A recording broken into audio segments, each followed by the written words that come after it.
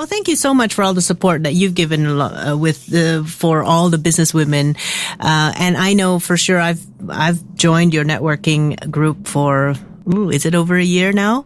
And I actually even host one of them in Bath. So it's been great. I mean, you have such a great vibe in that network. How did you come to doing this? Can you tell us a bit more? Yeah, absolutely. So my background is very much corporate, process-driven organization, very business related. And I left corporate and went self-employed. And all of a sudden, all of my brainstorming, the people that I would use their brains there, that had the business acumen that I had, that little thing where you pass somebody, can I just run that past you? It'd go gone. And it's such a lonely environment being self-employed. So that's where really Business Women In was formed. And you're right, the vibe in the in networking groups is so important. The collaborations and the referrals and what have you. It's just great. Yeah. So you're in 45 counties. That's a lot of counties. And what's your total membership base at this point? Do you know, I haven't done a recent add up, but you can it just keeps growing. It just keeps growing.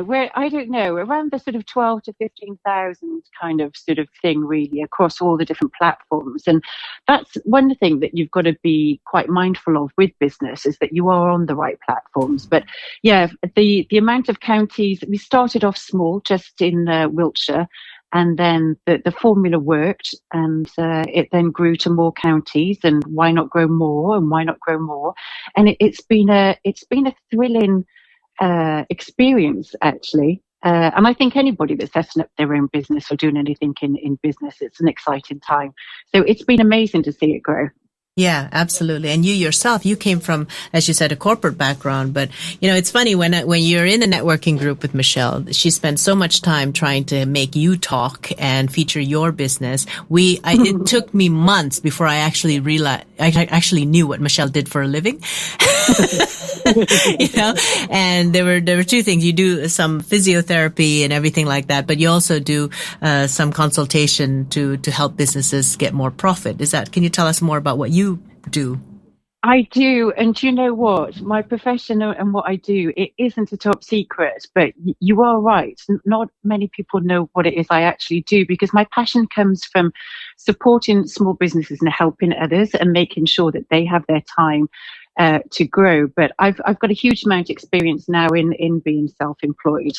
So I'm a sports injury massage therapist. I've been doing that now for about 7-8 years, and I'm at quite a high level. I work with quite a few sort of elite athletes, and also anybody that's just sort of in pain through injury or posture or that kind of thing.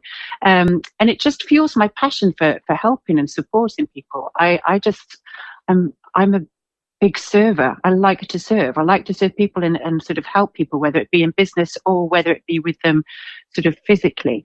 And then, yes, I can't help but consult on the side. So I help sort of small to medium-sized businesses with anything that they need from an operations or process driven. So, you're looking at everything across the board. I delegate a lot out, but usually I can sort of do everything from ISOs to health and safety, from the HR to the accounting to any of the project management, and just help business owners making sure that they've got a strategy and a process in place. I love it.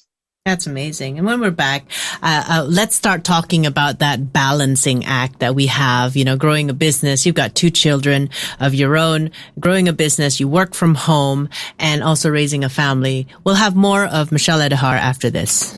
Back to Brave Business Conversation. I'm still here with Michelle Eddahar, founder of Business Women In, which is in 45 counties, supporting small and startup businesses to get the resources they need to grow, really. Michelle, you are going to tell us a little bit about what it's like to have that balancing act. You've got 2 children of your own. You've had a busy corporate background, and then soon after that, you started your own business. What's been your experience? What are the tips that you think would be useful for people who are wanting more balance? Well, quite a few, actually. So my girls are 14 and 16 now, but when they were younger, I was in the corporate world. And it was very, very important to outsource and delegate and to have people as part of your team that could step in and do what you would be doing. So we had a nanny or a childminder, and that was really important. The girls adored her, she adored them, and she was like a second grandmother actually to them. It was wonderful. But it's very, very important that there's a clear plan that you've got at home, a schedule and a work schedule. And, you know, when you're in work, be at work, and when you're away from work, make sure that you're away. It really does sort of, and you're spending that quality time with your family. It really does sort of help with the guilt that sometimes people can feel. And I think that's across for men and women. You know, everybody sort of feels guilty not spending enough time at work. I feel guilty for not spending enough time with my family. So it is a balancing act. Yeah, and we're not here just to talk about how women deal with balance. It's definitely affecting men as well, especially with homeschooling and everybody working from the same space, sharing the same space, probably working from the same kitchen table and everything. And I think when the kids are small, obviously there's different challenges. What changed when the kids got bigger? I'm sure there's a certain level of independence, but I'm sure there's a different types of needs that you have to cater for. Yes, what I found is that, actually going right the way through from a young age to the age that they are now, is that they very much want to be heard and listened to and feel that they're being listened to.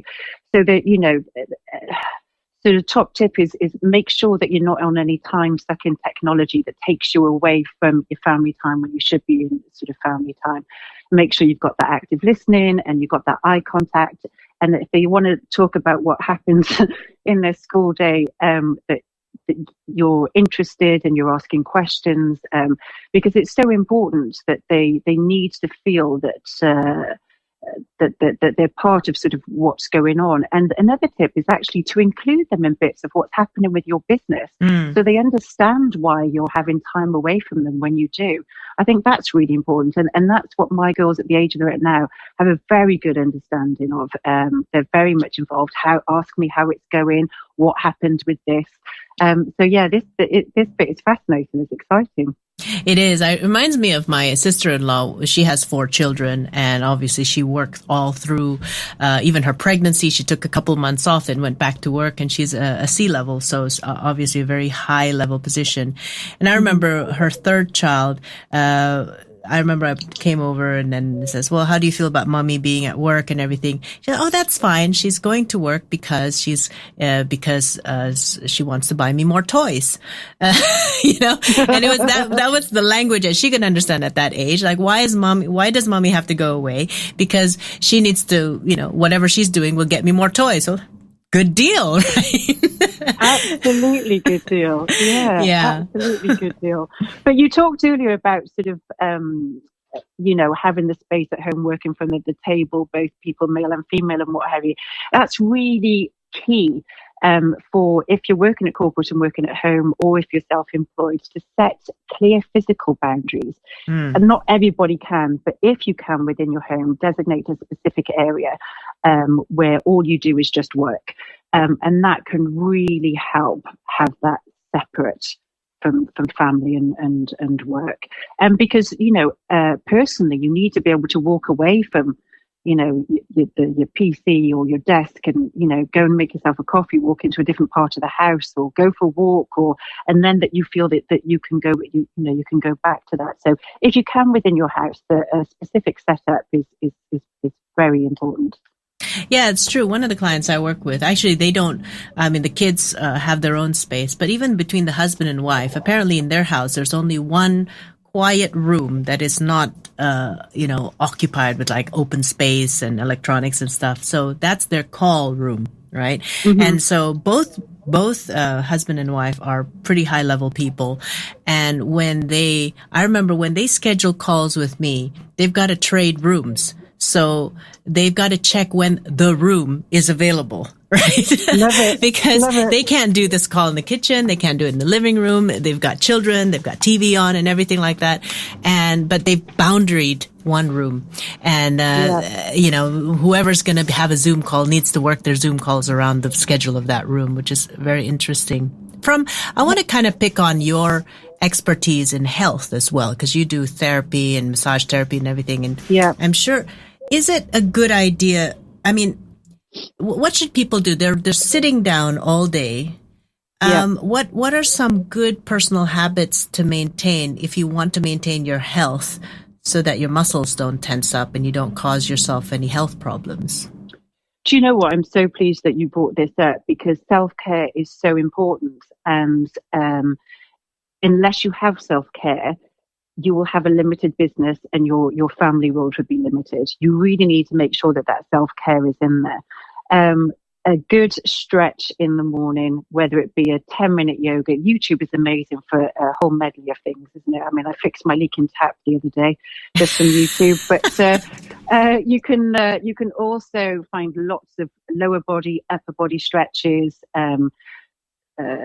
sort of seat stretches, that kind of thing. But, going on more about the self-care, it's important, wake up early, make time for your exercise, make time for your hobbies, where even if it's just sort of going for a walk or that time, and have time to reflect, that quiet time.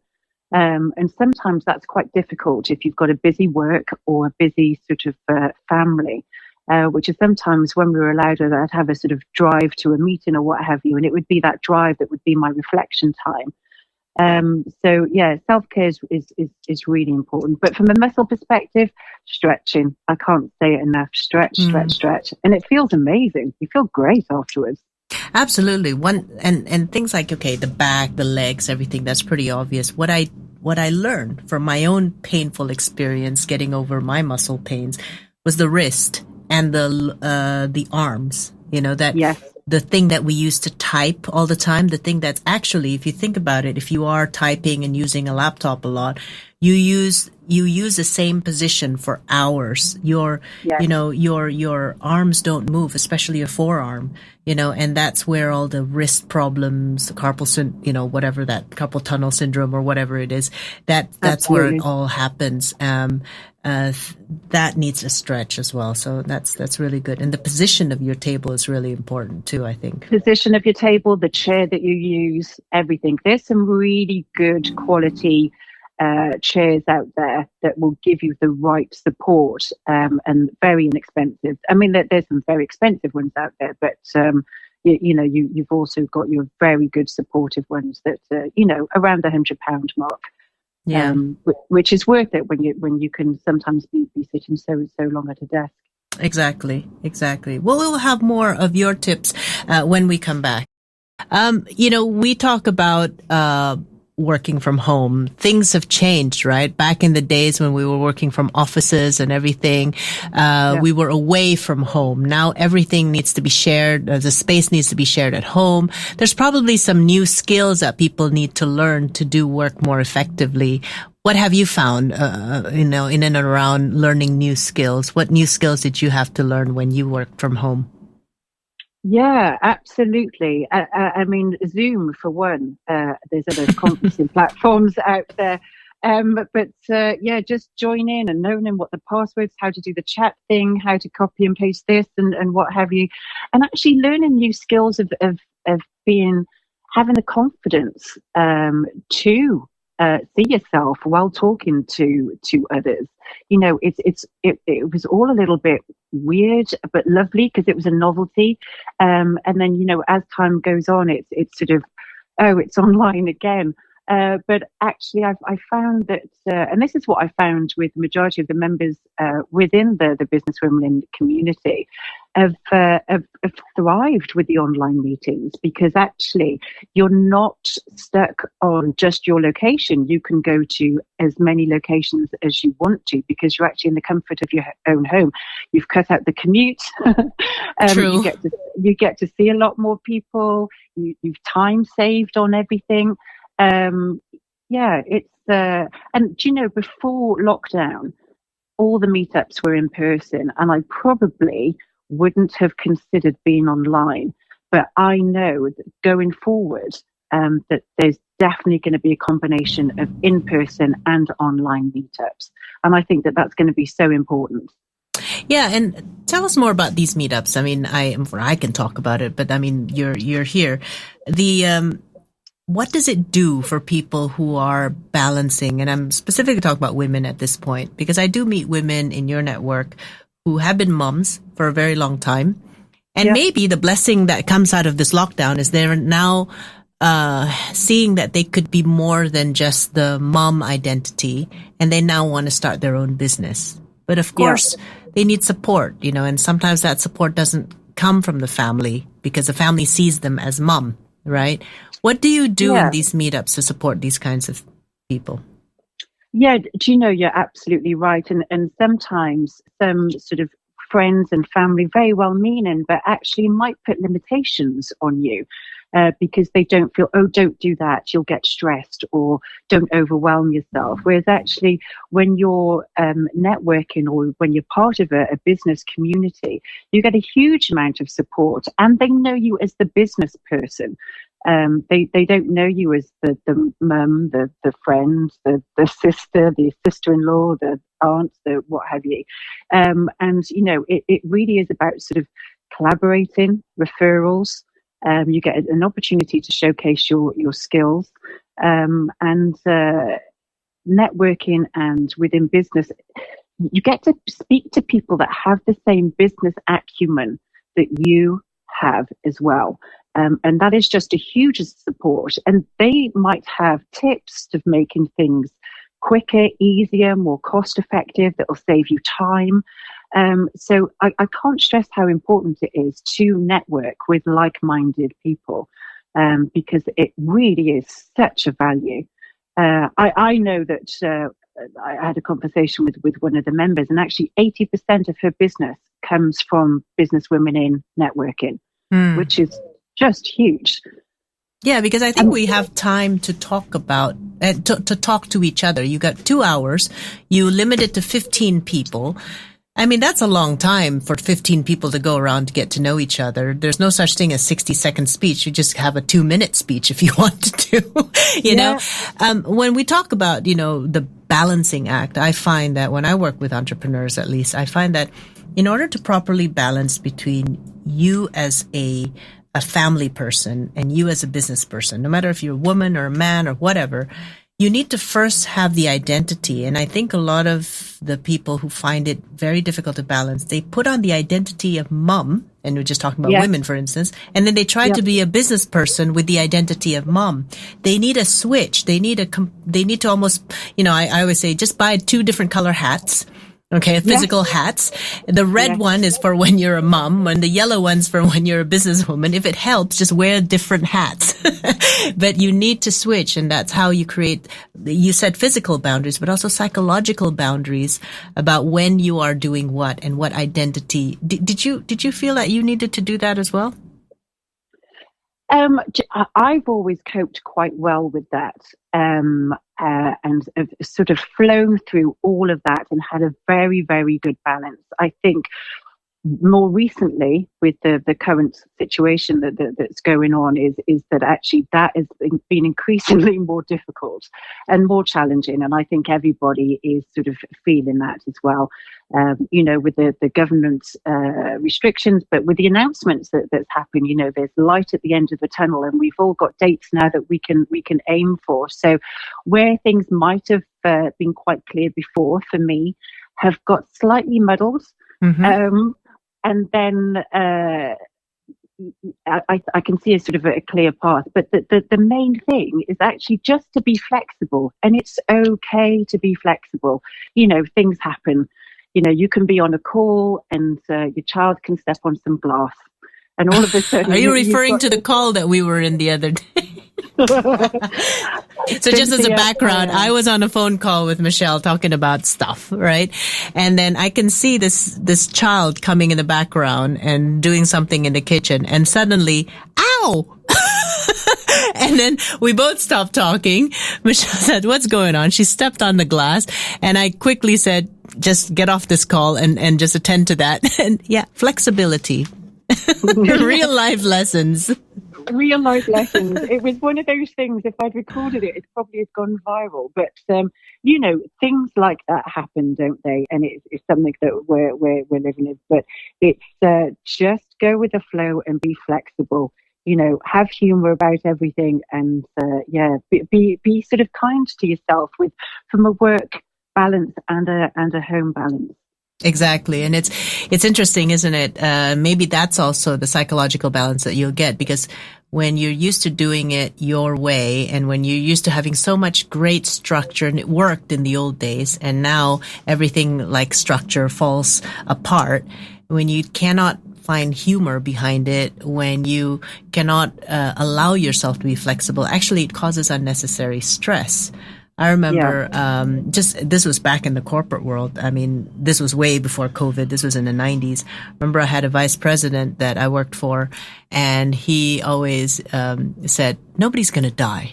Nobody's going to die, right? If this email doesn't get sent on time, and every time one of us would be stressed about something didn't follow our rules or something didn't happen the way it's supposed to be, he always asked, and he was from Thailand, so his English was quite limited. He says, who's going to die? And we said, die? Like, nobody's going to die. I was like, well, then that's fine then. Don't worry about it. It was hilarious, but yeah, learning to laugh at yourself. Yeah, and there's a big lesson to take from that, Cynthia, is you don't have to be on call 24 hours a day. Do set boundaries sort of with your time, and that's okay to do that. Automate what you can, but don't be afraid to say no, and don't be afraid to add it to the next day's action list that you're doing. You can work 24 hours if you need to, but you don't need to. And a top tip for balancing that with a family, mornings are very important in any family home, and can sometimes be quite entertaining. I think I'll use the word. And then you've got that quiet time, and then usually after school, again, that's where they need their time. So actually, do I need to work at that time, or can I work from 8 o'clock and do a little bit of a chunk then? So, your family really do feel, and your growing family really do feel that they have part of you, that you can sort of schedule your work and your life in chunks, so that both parts, that balancing act, that both get your time. That can help. But you have to be strict with yourself. It's very tempting when your phone goes off and you've got that email that, it's just really quick if I just reply. But I'm starting to, there's that silence flick on my phone, which I love. The handiest button on the phone. When we come back, I'd like you to talk a little bit about technology, about how to automate certain things, and love to learn from you as well, because there is absolutely no way Michelle can do what she does without automation. It's just ridiculous, the goals that she sets for herself. Not to say that everybody should have these ambitious goals, but she does it. I'm sure I want to learn more about how she leverages her time after this conversation with Cynthia Wiharja, and today we've got Michelle Eddahar, founder of Business Women In. Michelle, we were talking about how to balance between raising a family and growing a business. Let's talk a little bit about automation and delegation. What are some top tips around that? Oh my goodness. I think is my main tip on this would be make sure, have confidence in automating some of your work and personal life, and have confidence in delegating. And you don't have to do it all by yourself. And a lot of people straight away will say, well, I don't have the budget for that. But actually, there are so many free platforms that you can use. Mm-hmm. So, the easiest one, put an automated reply on your emails so that there's an expectation of when they're going to hear back from you. And you can put that you're going to get back to them this week. It doesn't have to be that afternoon, that evening, or what have you. Scheduling apps. Oh my goodness, are they the best thing? Now, there's so many scheduling apps out there and so many different platforms. Sign up to as many as you want, try their free version, see which one fits with you and your business, and see which one has the future that you're going to, future proof that you're going to need, and where are your target customers, which platforms are they on, because a lot of some of the scheduling apps, for example, they won't do Facebook groups, but they'll do your page, and they'll do Instagram, but they won't do Google My Business, so that's really important to sort of do a little bit of research into that, but it just saves so much time. And another one is there's lots of calendar apps out there. and they're getting so much better. I mean, there's quite a few of those. I think Acuity, Calendly. There's quite a few of those. Which ones do you use at the moment, Cynthia?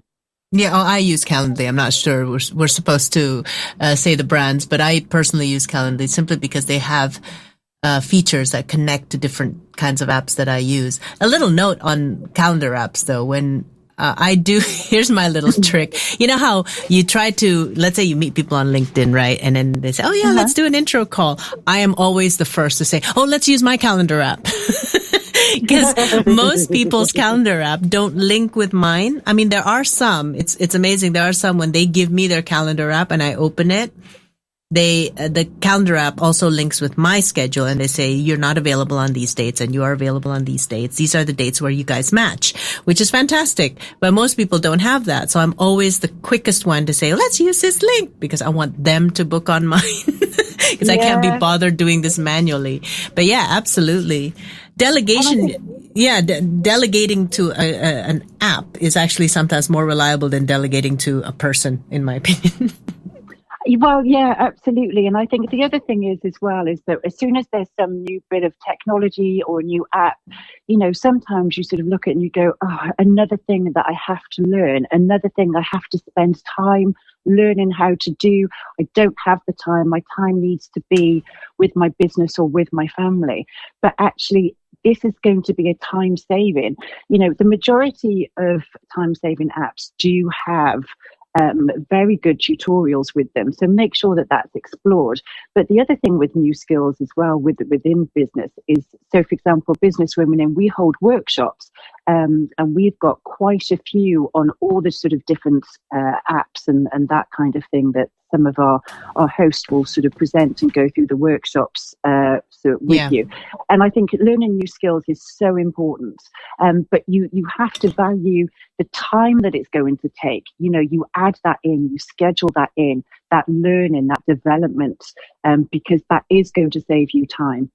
Absolutely. Yeah, definitely. And, we do all these things with boundaries, with automation, delegation.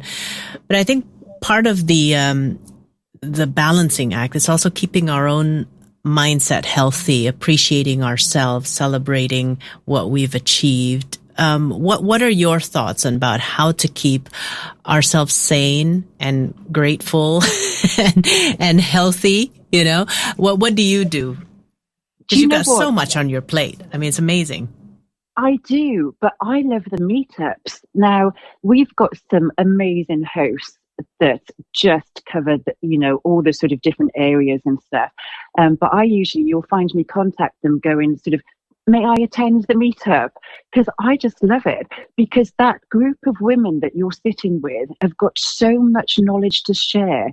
And that's not just from a business perspective, but that's from a mindset as well. And making sure that, that you're on track. And sometimes you've got that niggly thing that you just can't work out, whether it be personally or within a business.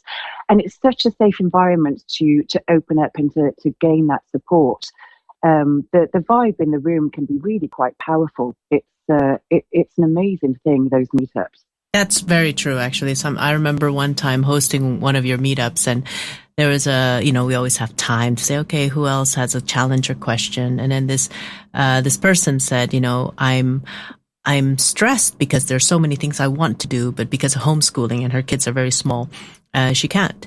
And the whole vibe of the group, we supported her not by giving her more business tips, right? But really we started talking about acceptance. We started talking about how we've all adjusted our personal goals because there's just maybe less time to achieve them because we're balancing so many things, especially with the people who have to do homeschooling and everything. And from that, she said that she really got a lot of support, not because she got new tips and knowledge, but because she realized that there's some mindset adjustments she needs to get over. And you'll have, she's very young. She's a young mom. And then you'll have someone in their 60s and then 50s. And so we've got women from all walks of life just sharing their experience. And it helps us to also adjust our own mindset. It's very helpful. Yeah. It is. And within, there's all different industries. I mean, you could be, around that table, you've got everybody from accountants to coaches to social media managers to engineers to project managers. It's phenomenal. Yeah. The skill and knowledge that you've got around that table that can really give you a balanced view on everything. Yeah. So, it's been a pleasure having you on the show. How can we get in touch with you and join the meetups and everything like that? Please tell us how we can access information. So we are probably on every single social media platform you can think of. So it's Business Women In. Our website is businesswomenin.org. Our Facebook page is Business Women In. And actually, if you go onto there and click on the group section, you will see all of our county groups. And there's about 45, 46 there. So we're nationwide. And it'll just sort of give you a sort of list. But if either yourself are self-employed, corporate, or even if you've just got a business idea or you're thinking about starting a business, then that's absolutely fine. Do please join, and we'll see you soon. Excellent. Well, look for Michelle on her LinkedIn as well.